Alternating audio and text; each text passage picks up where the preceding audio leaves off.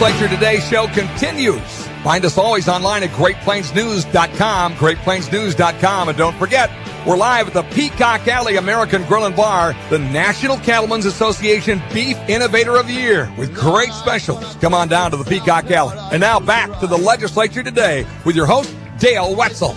This is Dale Wetzel. This is the Legislature Today radio program. We come to you from the Peacock Alley American Bar and Grill in Bismarck, North Dakota, where the bar is hopping and the men's basketball game, the University of North Dakota, is on the television. And I must say that I don't miss looking at the Fighting Sioux logo. There, I said it. Okay. How do you feel about that, Dale? I thought the logo was fine. I just got sick of talking about it. We have a gentleman here that we're talking about water issues. We have Representative Kurt Hofstad, who is a Republican from Devil's Lake. He's also a former member of the State Water Commission.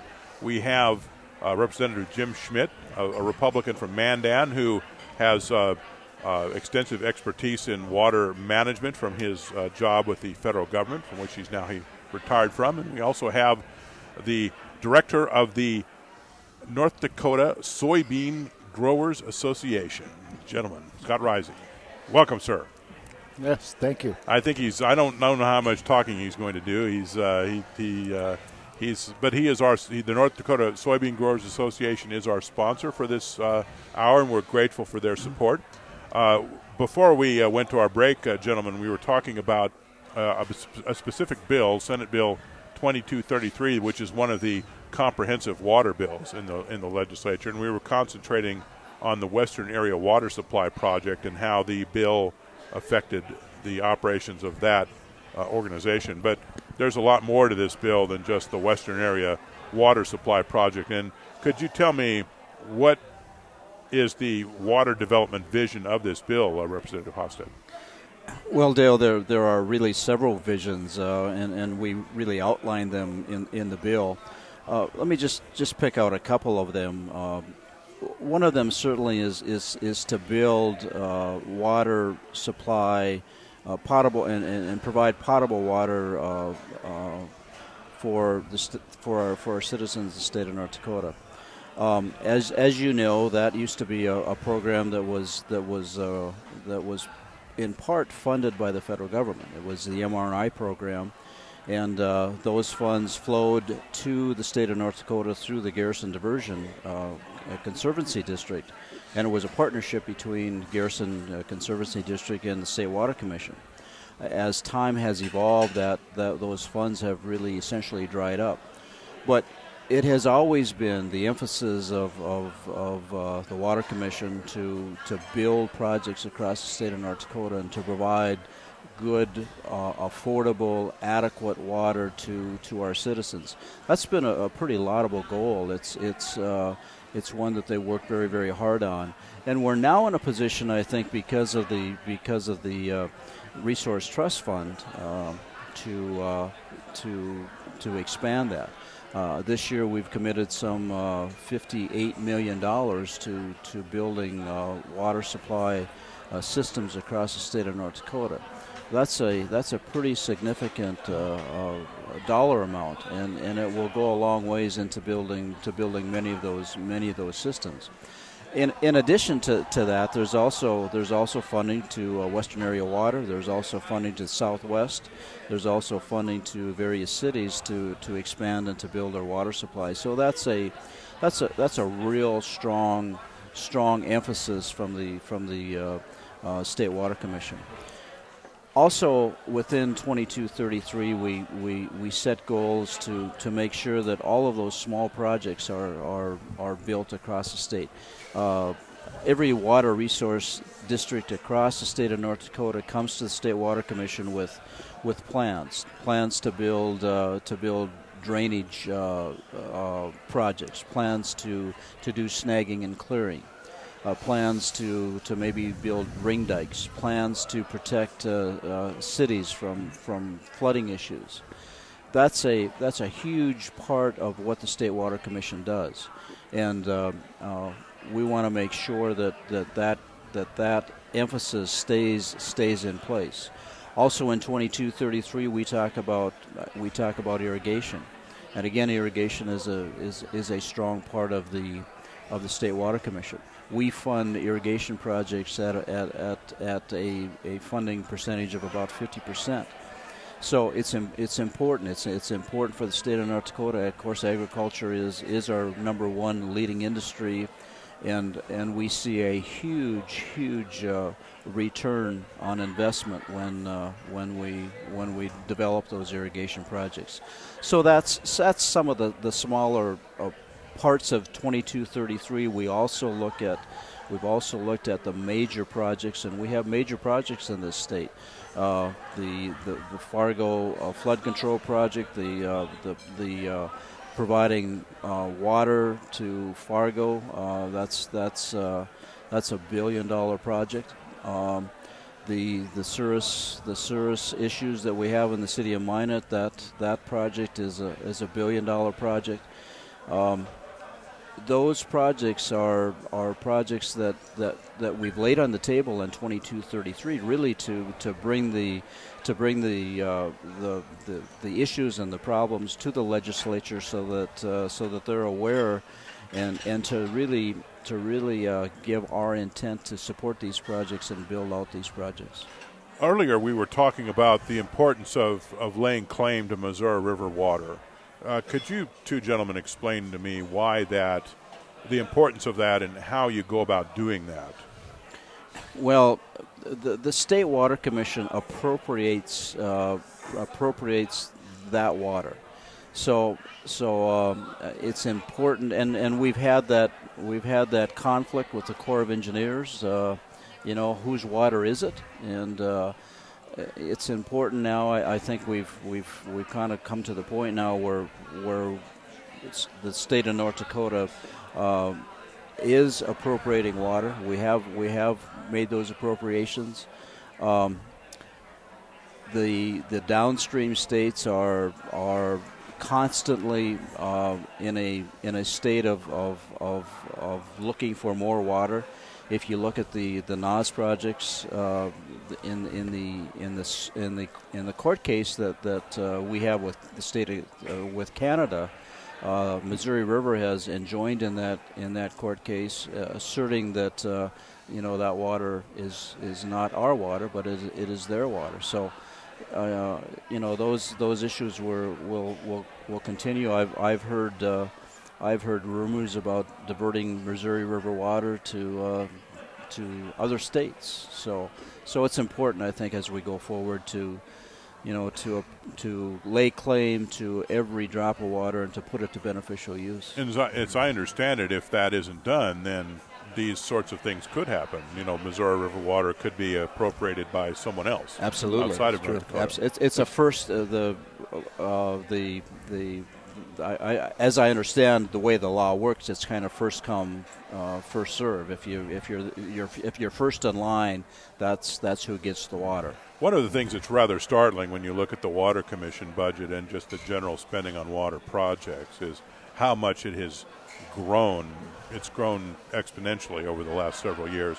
And Representative Schmidt, you focused on this early in the session in terms of looking for a different governance model in terms of how to decide the priorities of water projects in different regions and how state money should be spent on those priorities. Could you tell us a bit about that? Yes, Dale, I did. And what we're looking at is there's a number of bills in the legislature that deal with water. And years ago, we were looking at $10 million. Now we're at $515 million. And so when you get to that length, obviously you've got a number of projects that come forward. And so how do you determine whether drinking water has a priority of flood control, et cetera? And when you start talking about that number of projects with that money, we have to come up with a little bit better policy that's more definitive. And I think that Representative Hosted and I have agreed, and we have in Bill 1206, looking at a process and trying to come up with a process to prioritize those projects so that we've got a very efficient and effective way to fund those. And that bill did pass. The governor did sign it. And what it looks at basically is trying to take a look at water management from a basin perspective. and you have better accumulative impacts and can define the impacts on a basin and be more effective at it rather than managing water statewide from a use perspective. So 1206 gets into that. And one of the things I think that we need to look at is redefining or better defining policy and how to conduct how we make those decisions. So we're making progress in that, but we've got to do it a little bit at a time to make sure we're headed in the right direction, and I think we are headed in the right direction in that type of effort. Representative Hofstad, you used to be on the Water Commission. How would you improve how it runs? Well, that prioritization process is, as Representative Schmidt has articulated, is very, very important, especially in the environment that we're in today. We struggle with that constantly in the legislature, and we really trust the water community to come to us, because obviously we don't want 100 legislators coming there with 100 different water projects. So we trust the water community to get together and to bring us their priority list. Actually, that goes to the State Water Commission, then through the governor, and then to us. But we need to be involved in that process. 1206, I think, gets us to a point where we really are involved, because we are going to be working with the Water Topics Committee through those various river entities, so that we can come together with a more comprehensive plan. One issue that we haven't mentioned is, as cities expand outside of their normal limits, occasionally they come into conflict with rural water districts that are supplying the folks that are living on the outskirts of the city. And one of the battlegrounds early in the session, I thought, was a bill called House Bill 1440, which attempted to reconcile these competing interests. And I would like both of you gentlemen to just describe how that bill evolved. And I mean, it's been settled now, and it kind of, we were talking during the break about how it started like a house afire, but it's kind of ended with a whimper, which is frankly the way you want these things to end in the legislature. I mean, a lot of drama is not necessarily, I mean, it might be fun, but it's not necessarily productive. Correct, Dale. With that, House Bill 1440 was introduced by Representative Kroon from Grand Forks. And Representative Kroon's got a tremendous amount of experience on this Grand Forks City Council. He was there for 12 years, and obviously dealing with water issues from the Grand Forks perspective. And what he felt is that there was conflict with a city when they wanted to annex some of their extraterritorial zones. Now, some of those zones were supplied by a rural water system. If that rural water system took out a USDA rural development loan to build that system, USDA protected that system so that could maintain its revenue stream. And they did so with an act, and that part of the act that we talked to or referred to as the 1926B, and that's a paragraph in that act which basically franchises the rural water system for that area. And it protects them from being encroached by city or anybody else, so it guarantees that level of income. And so that presented some issues when a city wanted to annex some of those extraterritorial zone areas. And so in some cases, the water board had anticipated coming out and doing that, providing water to it, but hadn't got water to it. City wanted to annex it. We've got some communities that we refer to it as a straw annex, where they would annex a road and take in a business or something commercial that was already being provided water by a rural water system. And so as I sit on Missouri West Rural Water System, obviously I'm geared towards that more than I am the city annexing. And so there was issues. How do you get a city to expand and grow, which they should be allowed to do, And then you have a rural water system that's dependent upon that income from that area in order to keep their rural water system alive and well. And so Representative Kroon trying to come up with a methodology in order to be able to negotiate and resolve those issues. And so, as you mentioned, 1440 started off very contentious. And so there was a lot of on this side versus that side. And so we came down and, let Representative Hofstad discuss with respect to the conference committee that he led between the House and the Senate. But as 1440 left the House, we felt relatively comfortable that both sides were going to come to the table. And I'll just make one more comment and let Representative Hofstad go. But one of the things that I think is important is that if a city decides to take on extraterritorial zones and annex them, if they come to a rural water system and say, here's our plan, here's what we're going to do, then I think the rural water system is going to back up, and they're going to backpedal, and they're going to try to protect themselves. But I think what we've achieved here now is that process is different in that the city would come to them and say, here's what we'd like to do, we want to do this, how can we make this work?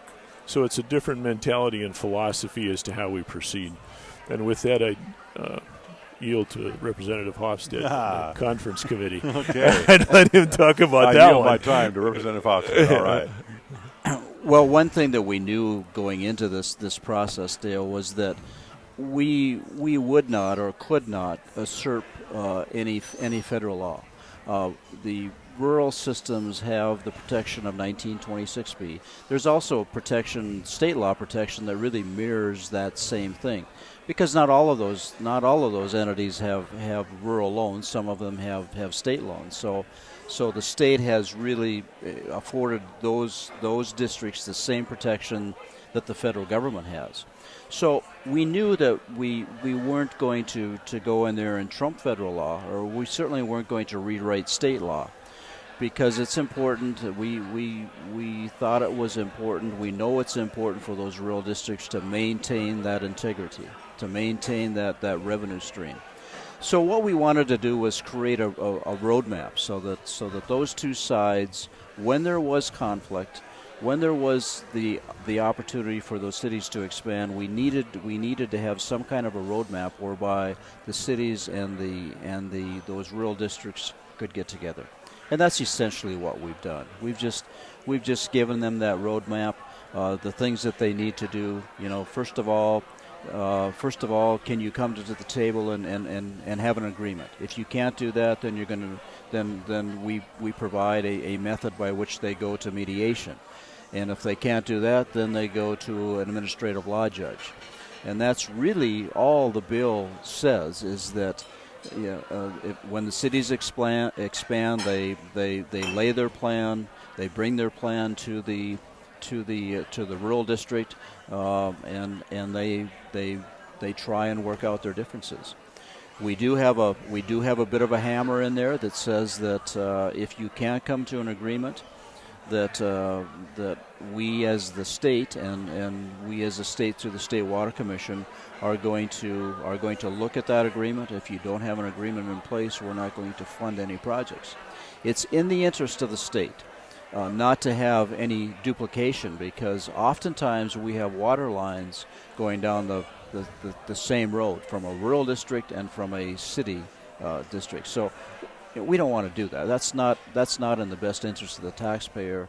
So we want to have those agreements in place. I think 1440 gives them that opportunity at least to go through a process, and if they still can't come to an agreement, they still have the same protections under 1440 or under 1926B.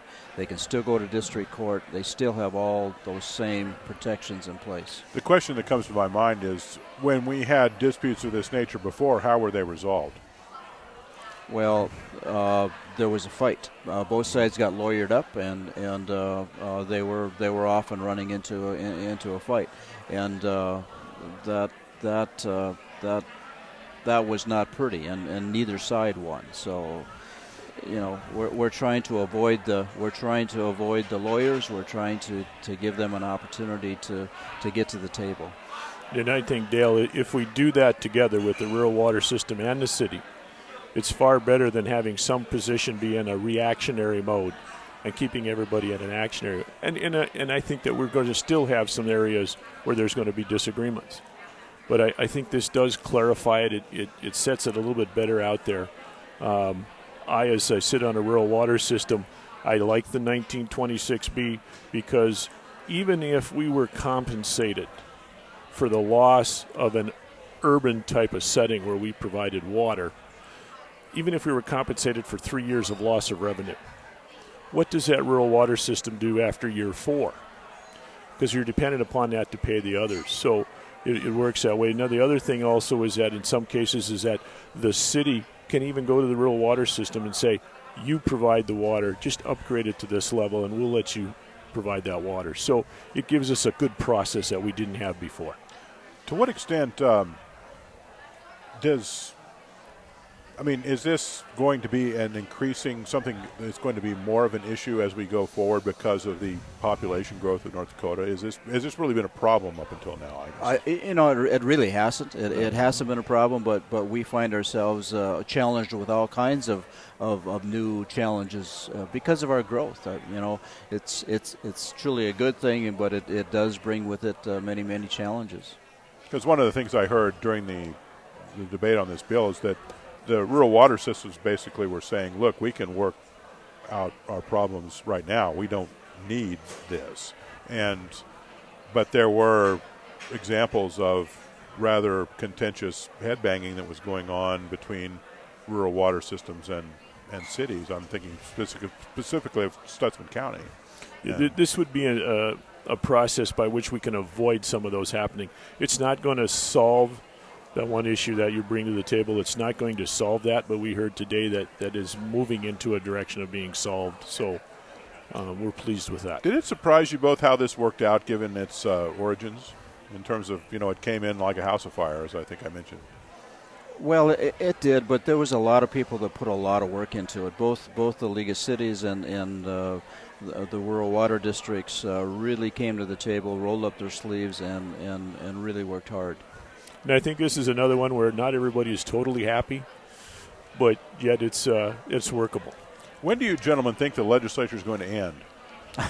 Never. Right now, looking at where we're at right now, Dale, there's a lot of issues on the table. We haven't begun to solve the tax issues, the property tax issues, the higher education bill. I mean, there's just a number of issues that will take some time. We had over 100 conference committees scheduled, and I believe that was considerably more than what we had last session. I think part of that is because there hasn't been an agreement on state employee pay. I mean, I don't know to what extent there's extensive differences on some of those bills except for the pay package, but the pay package is a significant thing. Yeah, right now, it's still education, it's still property tax, and it's still water. Those are the big three. Do you think that we're going to make it in 80 days? Well, I think we have to make it in 80 days. Yeah. So it's either 80 days or the clock gets covered. Yeah. We've been speaking to Representative Kurt Hofstad. He's a Republican from Devil's Lake. And we've also been speaking to Representative Jim Schmidt, who is a Republican from Mandan. And they are both amongst the legislature's water experts. And we've been talking about water policy, which has been a major subject of the North Dakota legislative session. And this segment of the Legislature Today is brought to you by the North Dakota Soybean Growers Association. And we're grateful for their support, because if we didn't have the support of the association and organizations like it, we wouldn't have this show, and we think that we are able to contribute a bit to the public dialogue. This is Dale Wetzel, and this is the Legislature Today. Hopefully we'll hear you on Saturday.